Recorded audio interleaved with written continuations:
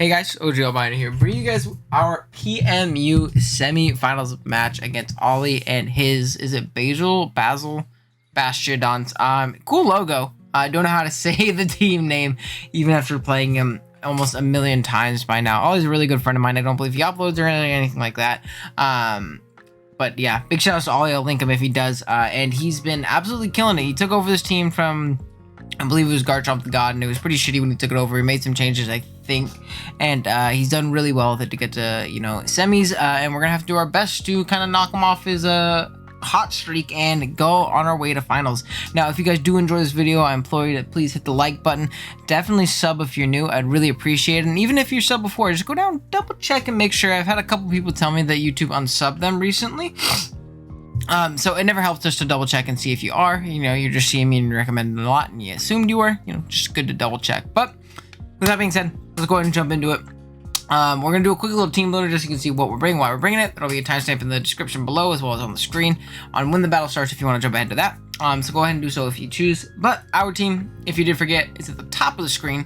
It consists of Weavile, Komodo Zemus, Empoleon, Florges, Piloswine, Rotom Fan, Nihilego, Shaman, Slowbro, Pyroar, and Mega Alakazam. While Ollie's team is at the bottom of the screen, and it consists of Garchomp, Necrozma, Primarina, Darmanitan, Steelix, Smeargle, Thunderstarian with Z-moves, Swallow, Dhelmise, Quillfish, and Mega Heracross. Now, biggest threats.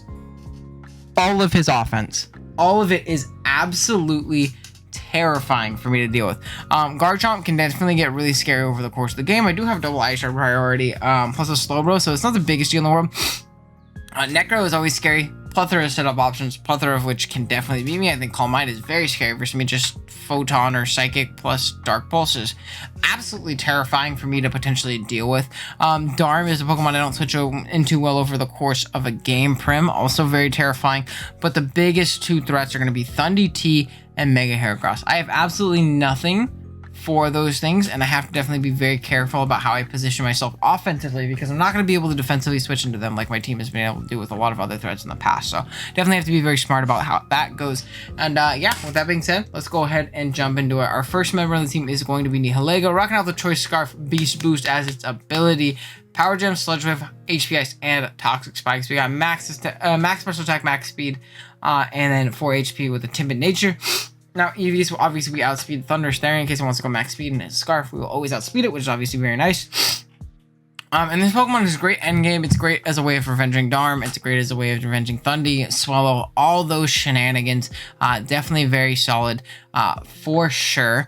And T-Spikes are actually potentially very clutch in this game. I don't expect Quillfish to come. I think it's kind of a liability against my team. And I think getting up T-Spikes could really help me in wearing down those fat, annoying threats like the Garchomp potentially, like the Necro especially, the Prim, mons like that are definitely annoying, even the Mega Heracross. So if we do find the opportunity to get that up, that's obviously very nice. If we can eliminate the Steelix and the Garchomp, Power Gem as an endgame is very, very free, and we can definitely set up, a positioning in order to kind of do so. So it's obviously great. Next up, we have Mega Alakazam rocking out with the Alakazite, not Magic Guard's ability, that's what it is, pre-Mega. Trace as its ability, Psychic, Shadow Ball, Recover, and Calm Mind. 180 HP, 132 special attack, and 196 speed with Modest Nature. Now, if you look at all his team with he doesn't have a Dark type. I couldn't really go with a Double Dance Alakazam set in my mind. I know he was definitely very scared of that, and I think he'll prep accordingly. But I couldn't really go with that, just because I think between Necrozma and Steelix, he should always be able to beat a set like that, and it's kind of hard for me to find an opportunity to always set up that. So definitely very scary for him to deal with, but I think Shadow Ball, Psychic, Recover, and Calm Mind can definitely win this game very, very easily. We just need a little bit of chip on that Steelix, a little bit of chip on that Necro, and Calm Mind kind of just wins the game. We do have to obviously find a position in order to click that Calm Mind, and we have to eliminate any Scarfers, like a Scarf Darmanitan that might come, Scarf Garchomp, stuff like that. But if we do so, this Pokemon can for sure just win the game. Definitely very, very solid. And this kind of forms as either a win con or a breaker for our second Psychic type, which is going to be Double Dance, which we'll get to in a little bit here. Next up, we got Weavile rocking out with Life Orb. Pressure is its ability. Knockoff, Poison Jab, Ice Shard, and Low Kick. We got 28 HP, max attack, 28 defense, 4 speed F, 196 speed with an adamant nature. This Pokemon rips through all. He does not have good switches to Dark plus Ice plus Fighting plus Poison. I know that's a very specific set of 4 moves, but it's what Weavile has, which is awesome. Especially with T-Spikes up, does not appreciate switching into this. Things like Prim get worn down, things like Heracross get worn down, and then Steelix, if I chip that down, that opens up my end game for Nihi. And realistically, it's only a one-time switch and a knockoff before the second knockoff into a Low Kick kills a physically defensive Steelix. So that's obviously very nice. Ice Shard priority is great for the plethora of, scary setup options that he has, like the Garchomp, like the Thundy, all that kind of stuff. So definitely a very solid, breaker in this game. Good, solid contingency plan versus Scarf Chomp. Maybe a set of Necro if it gets weakened. Definitely a set up Thundy T, which can be very scary as well. So definitely very solid in this matchup. Next up, we have Rotom Fan rocking out with Leftovers, Levitator's ability, Volt Switch, Air Slash, Will-O-Wisp, and Defog. Max HP, 84 defense, 172 speed with Timid Nature. This Pokemon's going to form as some good speed control. It's going to form as a pivot, a soft check to the Mega Heracross. 1 Rock Blast and we're dead. But we can pivot into its stats very well. I want Defog in this game because of the Smeargle, the plenty of hazard options that he has, and hazards are annoying for my team, and I'd rather defog them away. Rocks hurt me more than they've hurt him, in all honesty, so I'd like to keep them away. It's a good pivot into Steelix too if we can Will-O-Wisp and at least start chipping it down that way, which is awesome. And yeah, just a very solid mon overall, and just kind of serving as that good pivot as a way to get rid of hazards, things like that, and help us out in that department, which is awesome. Next up, we have Slowbro, our Wincon, as previously mentioned, rocking out the Rocky Helmet, Regenerator as its ability, Scald, Calm Mind, Iron Defense, and Slack Off. You guys got max HP, 244 HP, max defense, and then 12 speed def with a Bold Nature. If we can eliminate the Thundy and we get up an Iron Defense and a Calm Mind, there's not much that Ollie can really do versus us. Maybe Mega Heracross we need to deal with prior as well. But if we get 2 Iron Defenses up, we're absolutely chilling. We can kind of skull through the entirety of this team. He does not have great ways of breaking through this Pokemon outside of Thundurus, which is absolutely amazing. Again, once we get up that Iron Defense, things are looking tough for Mr. Ollie. We just have to eliminate that Thundy. We have to make sure that the Steelix isn't toxic, which I do kind of expect it to be, just because I think the set is very good versus him, or even just Calm Mind Slowbro is very good versus him, so I'd expect him to obviously prep for it a little bit, and yeah, that's going to be big, bro. We just kind of have to wear down the team, find a good position to get in, get rid of that Thundy, and we can prosper with it. Then lastly, we have Swallowpine, rocking out with the Eviolite. Thick Fat as its ability, Earthquake, Ice Shard, Stealth Rock, and Toxic. 188 HP, 76 attack, 124 defense, 36 speed def, and 84 speed with a, is it calm or careful? I think it's careful nature. The whatever one's minus special attack. This Pokemon's gonna serve as a rocker. Soft check to Thundy. Rocks are very, very nice for us in this game. Like I said, they're worse for us, but they're definitely nice for him and chipping down things like Darm, and chipping down things like Thundy and Swallow as well, which is obviously very nice, and just chipping down the whole team. Now, I was kind of debating over Toxic or Roar. I'm flip-flopping before the match. I don't know exactly which one I want to go with. Roar would be nice. It gets like Sub-Hera. Toxic is just nice in general. If I can't get up my T-Spikes, I'd love to Toxic things and wear them down that way, because Piloswine is a little bit passive in this matchup. But I'll make that decision game time. That's just kind of the reading for both if I end up going with either. I'll probably let you guys know what it ends up going with. But yeah, that's going to be the team. Be right back with the match. Alrighty guys, here we are with the battle. Unfortunately, no green screen. I apologize. I played this the day before it goes up, and I'm recording it the night before, and I'm tired. It's late, and I don't feel like setting it up. So I apologize, but no green screen. But here we are with the battle, like I said. You see the 6 that Ollie elected to bring. It's the Primarina, Necrozma, Mega Heracross, Garchomp, Steelix, and Thundy T. All the scary stuff. All the scary stuff for sure. Going into this matchup, I think that Rotom Fan is going to be my best lead, because it's the lead that doesn't immediately force me to pick a sack to Mega Heracross. So I feel like that's going to be my best lead overall. Honestly, it leads well versus anything not named Thundy T. Now, Thundy T is also a whole nother issue. I don't deal with Thundy T very well at all. But I deal with it better than I deal with Mega Heracross, at least initially at this point in the game. So I figured that Rotom would be my best lead. I can throw off a pretty free Wisp pretty freely, and I can at least chip that Thundy down. And that's going to be really nice in chipping it down throughout the game, especially if I can elect to get up, Rocks later on. So we're going to see that Ollie elects to lead with the Primarina. We're going to lead with Rotom. Pretty free Wisp on my end. There's no way he's going to stay in and let me Volt. There's no way he's going to stay in and either take this Thunderbolt or just let me get a free Volt out. He's going to go Thundy 100% of the time. And if anything else, maybe Steelix, but Thundy's always his best play because he can absorb a Volt Switch and not care too much about the burn, in the sense that he's obviously a special attacker. But regardless, I'm going to throw off the Wisp because it gives me nice passive residual damage throughout this game, and it's going to be really nice and wearing it down to, you know, the range of the rest of my team. So right here, I'm going to make the pivot out into my Pilot Swine. I'm really hoping I can get up Rocks here. Rocks would be absolutely phenomenal. He doesn't have defog other than this Dundee potentially, as he actually goes for a Psychic. I'm assuming, expecting my my Neolego, because I did use that in the past as my check to Thundy Eye, but this thing's a lot stronger, and we see its Life Orb, which is also really nice in conjunction with the Burn, because what it's going to allow us to do is chip this thing down exponentially quicker, which is awesome. Now, next turn comes up, I'm going to elect to try and get up my Rocks. Now, I know I could have Ice Sharded, and maybe I should have in hindsight and got guaranteed damage off on this thing. I figured Ollie may not want to risk a Focus Blast at this point in the game and maybe take that Ice Shard, because then his Thundy is essentially like kind of down for the count at that point, unless it gets in on something slower. So I figured that he would, you know, maybe not want to risk that, and I try to get my Rocks, but he's going to stay and go for the Focus Blast, and his aggressive play is going to be rewarded as he is going to hit, and my Pilot Swine just drops. So, that's not good. Shows the power of Life Orb Thundy T.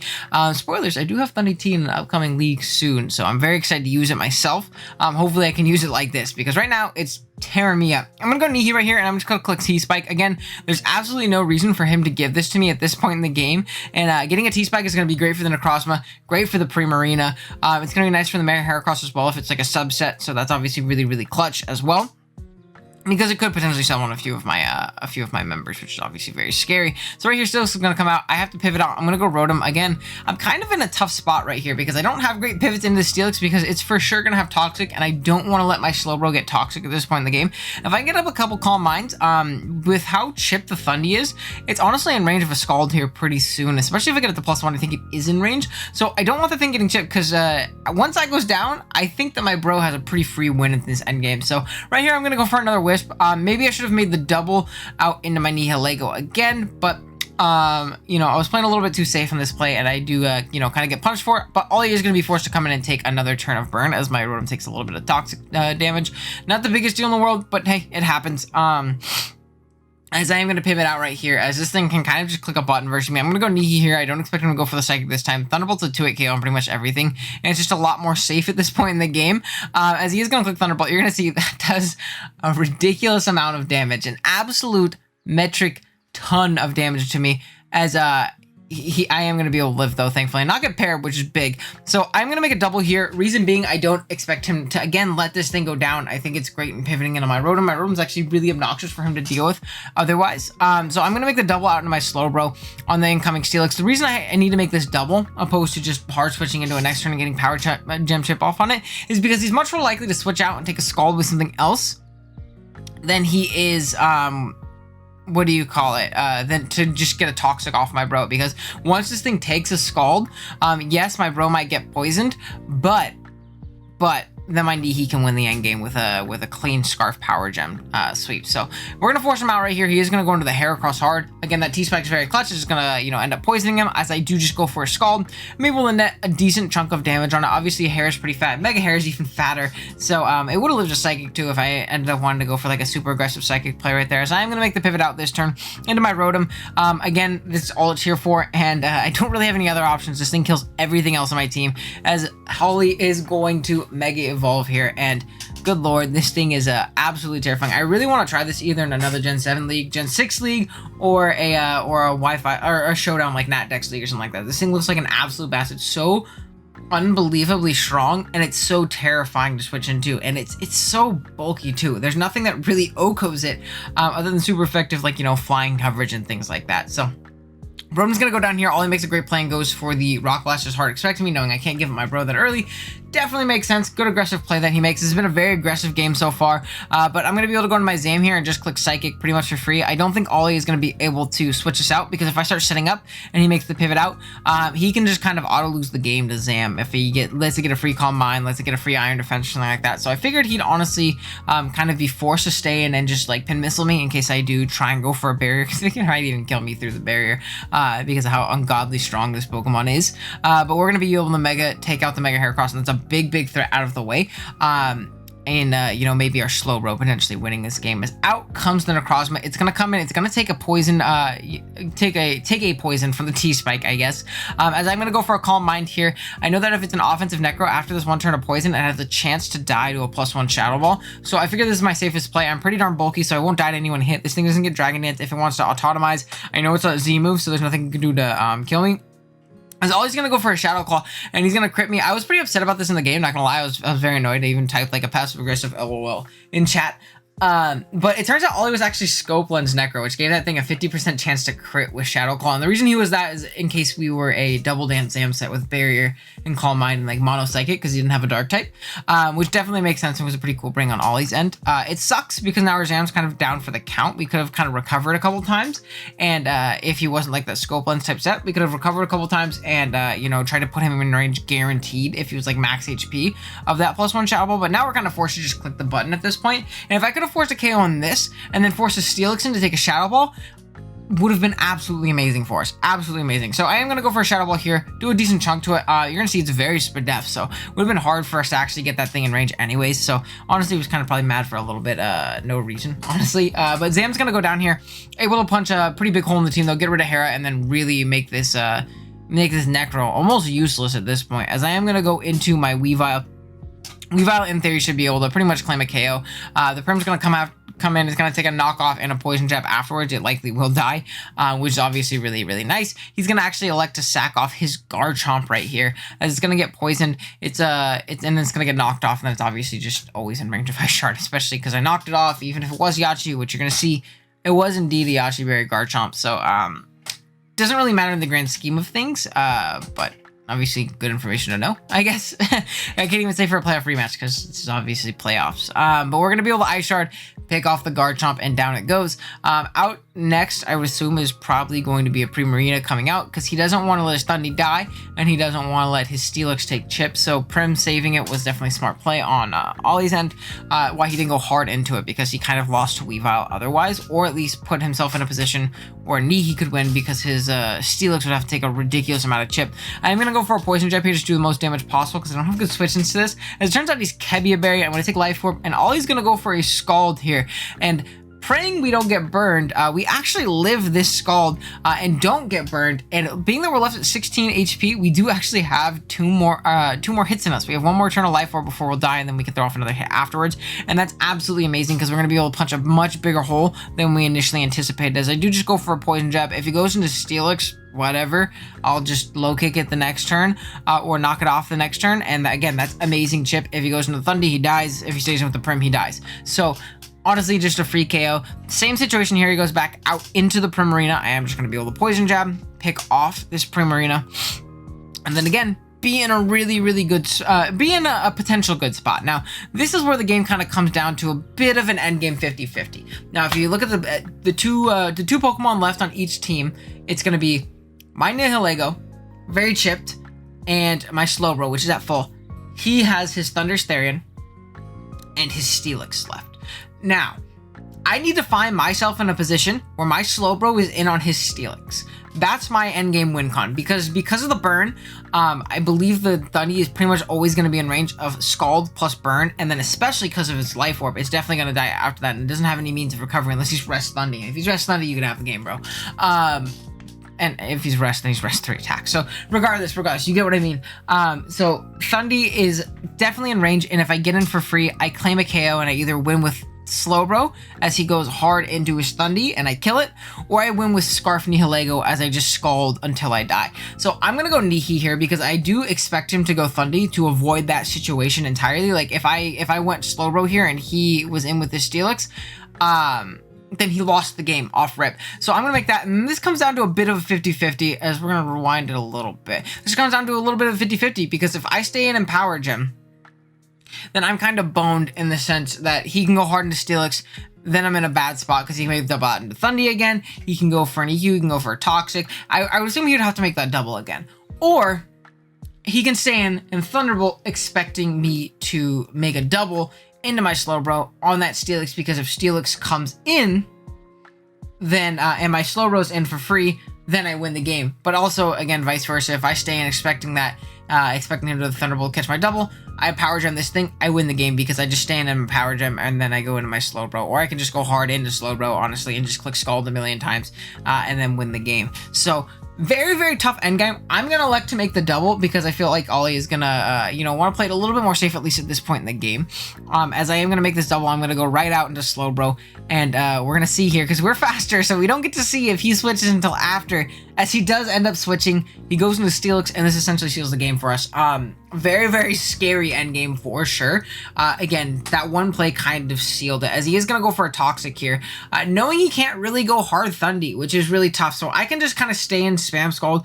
Again, and if he wants to go into his Thundy, I Scald it, it's in range of burn, especially plus in range of burn plus life orb, and he can't set up on me either, because I literally just spam Scald until the end of time. There's no reason for me to ever try and set up, recover, anything like that. He kind of has to hope for a choke right here, and hope that I don't.